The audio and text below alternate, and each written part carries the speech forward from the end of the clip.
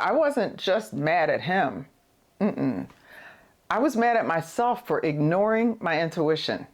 I was mad that I confused endurance with love. We want to get to that moment when anger leads to accountability, because often we get angry and we want to change everything and everybody around us. But what if anger was there so that we could see and change ourselves? Welcome to the Joy Act podcast. This is a place where strategy meets soul and healing after divorce gets real.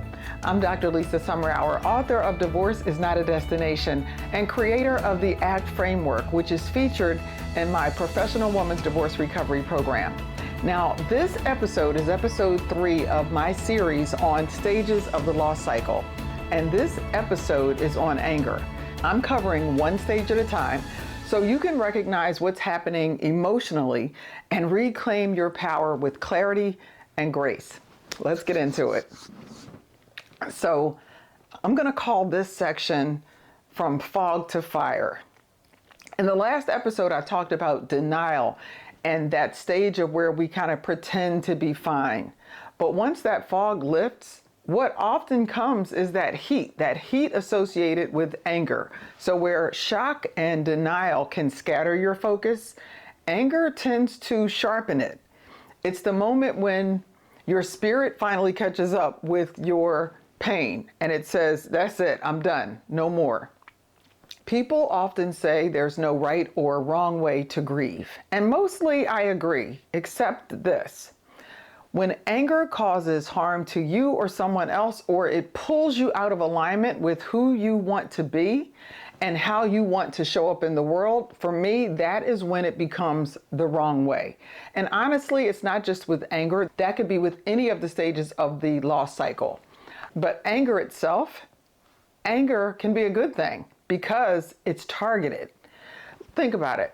When you're mad, whether you're mad at God, your ex, your therapist, a friend, maybe even yourself, and sometimes even in the case of your anger being displaced, it's still directed energy.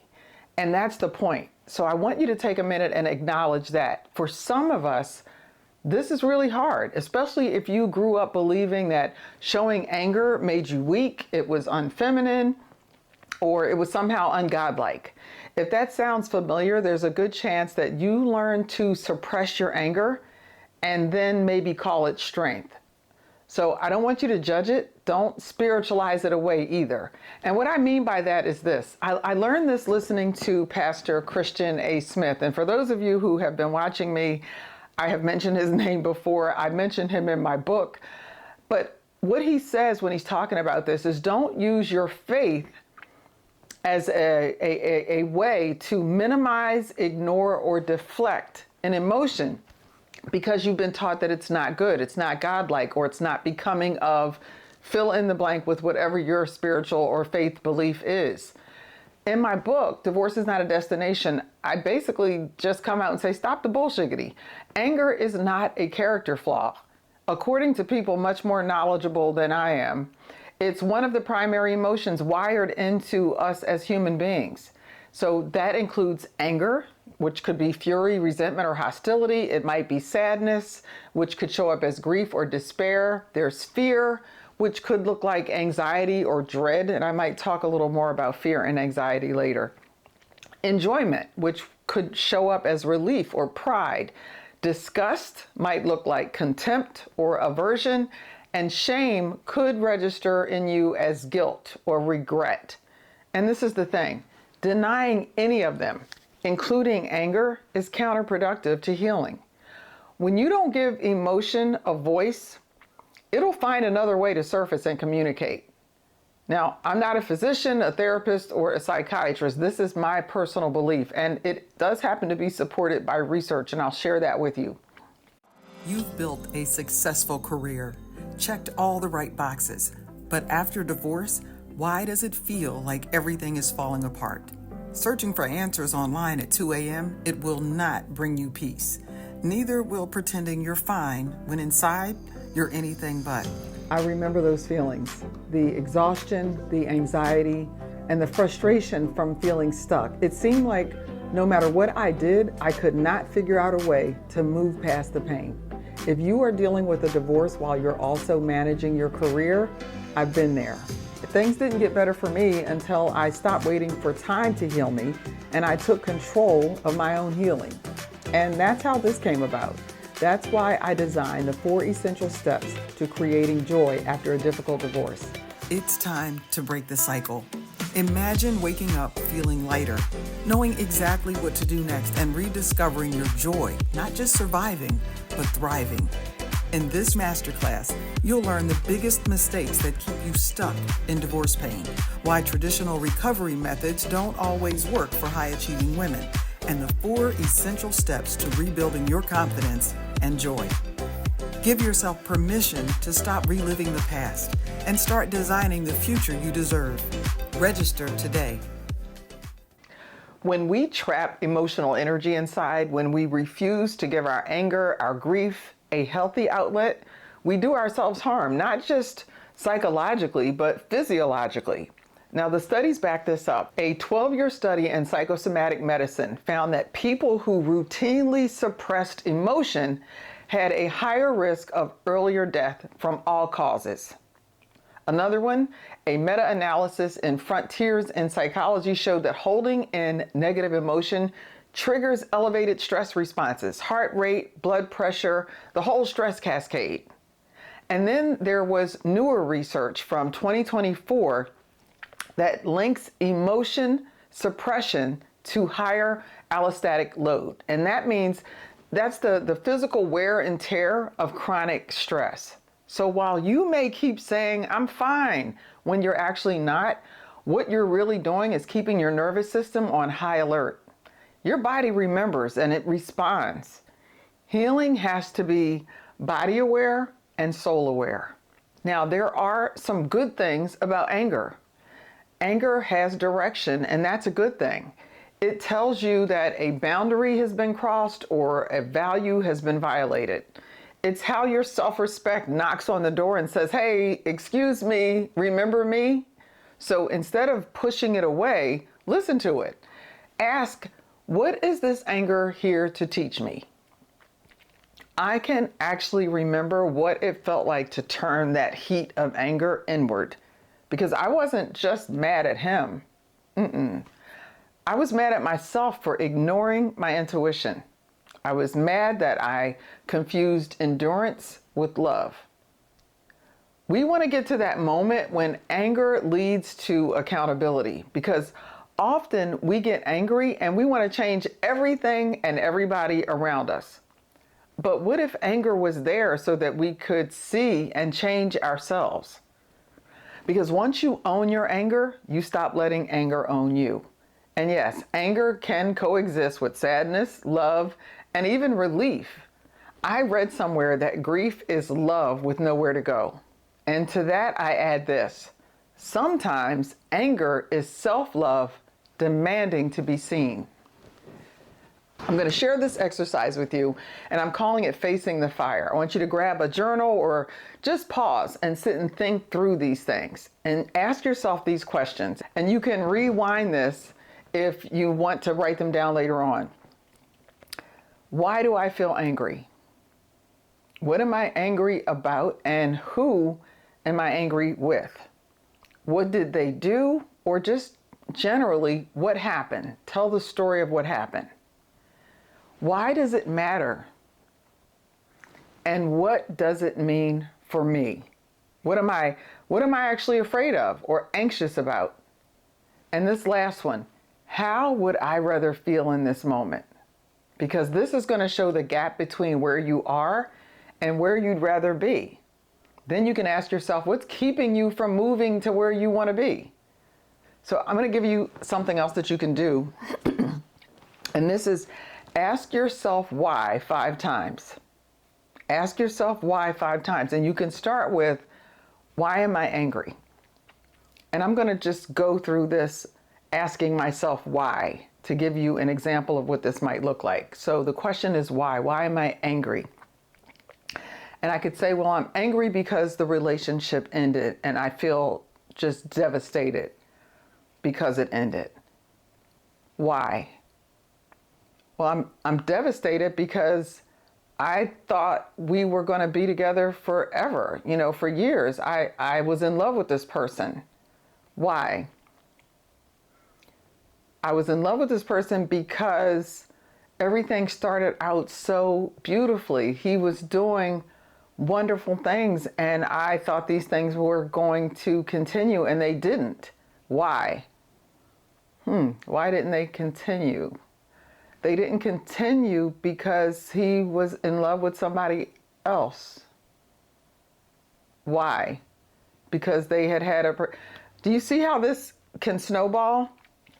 And this may be uncomfortable or even painful for you to do when you're processing it.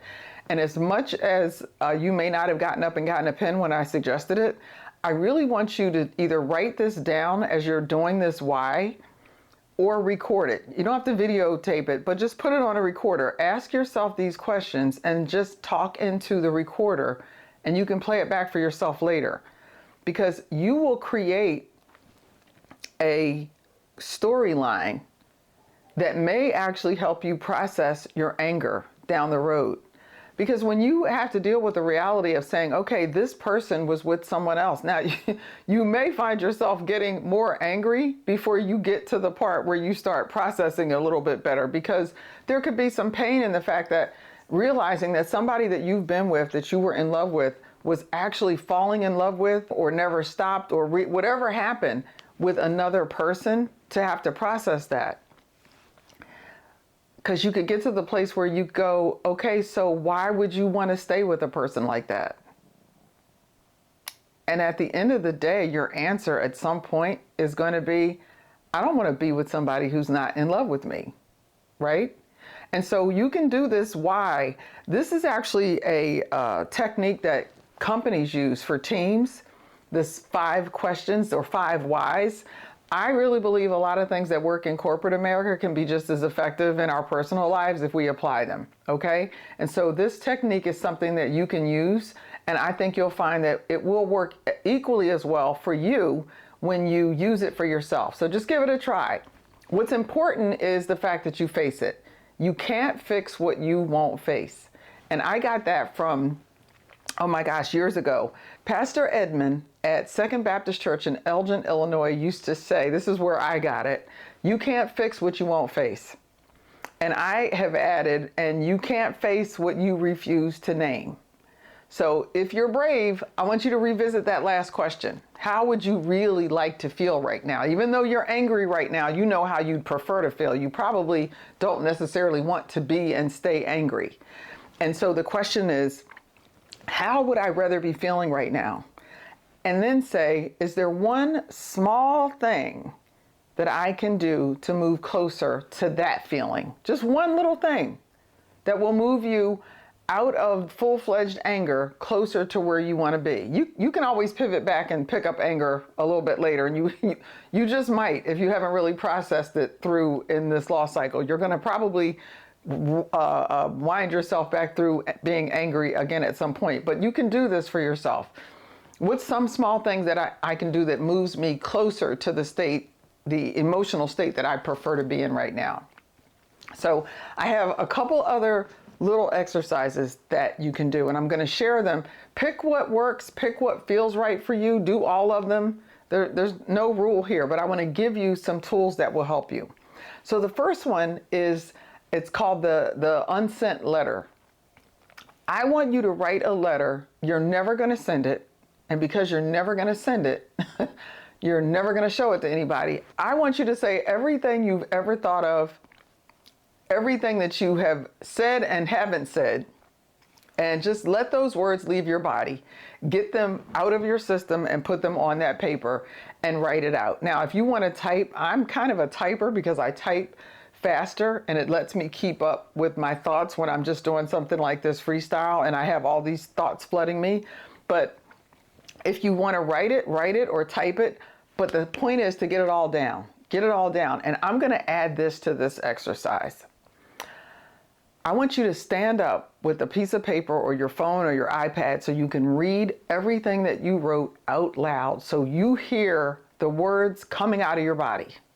Now, Don't do this in a mirror. I don't recommend that you do it in a mirror because you're not talking to yourself here.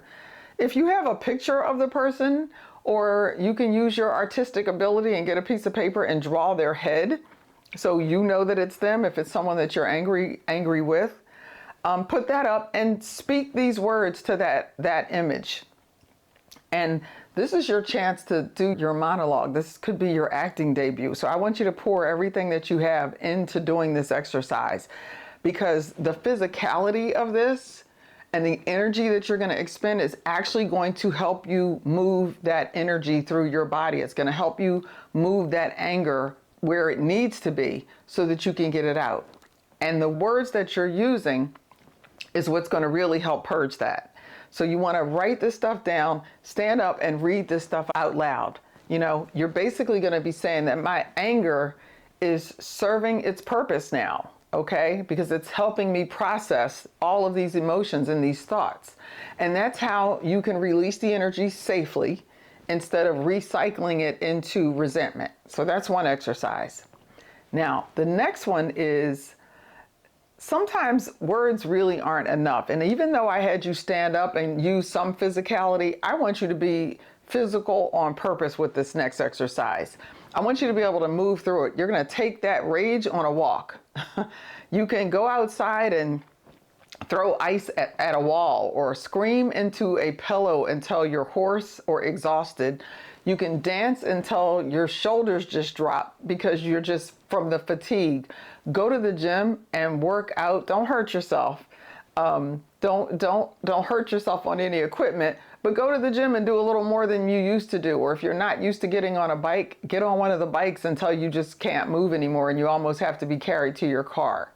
What you're doing is just expending this energy so that you can be exhausted, because sometimes holding in the anger just creates all this pent up energy in your body that's not necessarily good for you, and you want to figure out a way to get rid of it. Now, I talk about this in my book, and it just popped into my head. I hadn't even put it in these notes. The other thing you could do is have an amazing orgasm, and you can do that for yourself, by yourself. It's true. It's true. We're all adults here. It is a great way to relax your body, to get all those endorphins and everything moving, to get your blood circulating, get your energy up. And it's a good thing to do that, right? It's a good way to do it. So that's another way that you can just use all that pent up energy and get yourself to a more relaxed state, okay? So I'm gonna wrap this up with something from my actual framework, my ACT framework. And I want to show you how you can integrate ACT, A.A.C.T, into this process. So the first A is for accountability. And what you can do here is acknowledge that you're angry and take responsibility for the things that you can take responsibility as far as that anger is concerned, because it's a good possibility all of it is not going to be yours to be able to take care of. The second thing is this alignment. Ask yourself, what is this anger trying to teach you? Ask yourself, when you're thinking about alignment, ask yourself, what is the anger trying to teach me about my values? Because very often, and I learned this more clearly from a friend of mine. She was actually my coach, Kath Schnorr, very dear friend of mine now, but I learned this very clearly from her. Your anger is probably trying to teach you something about your values. Something is out of alignment as far as values are concerned. In other words, there's something that happened that has rubbed up against your value. It's out of alignment with something that you value, and that's where the anger is coming from. So if you can identify, what is the thing that happened that is really rubbing me wrong in terms of my values? And so maybe you value honesty, and this stems from somebody lying to you. You're going to get angry. You're going to get more angry than somebody else might if they don't have a high value placed on truth and honesty. You understand? So you got accountability. Take accountability for what you can. Use the anger and ask yourself, why I'm angry because something is rubbing up against what's important to me. What is that? The third thing is communication. So it's A.A.C.T. The C is for communication. How can you express this anger and be honest about it and do it safely? The fourth thing is trust. And that means you believe that you can handle this emotion and not let it handle you. Okay? So I want to close with this. We were often told that anger is destructive. It destroys. And I don't believe that, because anger doesn't have to destroy. It can also direct. Think of it like a bodyguard to your boundaries. And when you stop feeling anxious, it can become a fuel that helps you heal. All right? So think about that. Don't think of anger as necessarily having to be destructive. Think of it as giving you direction so that you know why you're angry, what you're angry about, what value is this thing rubbing up against, and how can this help you heal? Okay? So in my next episode, I'm going to be moving through this loss cycle. So from anger, we're going to move into the next one. And it happens when one or both of you attempts this Hail Mary at the end of the relationship. And very often, it's going to look like bargaining. It's going to look like bargaining. So in the next episode, number 4, I'm going to be talking about bargaining. Until next time, it's due you o'clock. It's time for you to be good to yourself. Take care.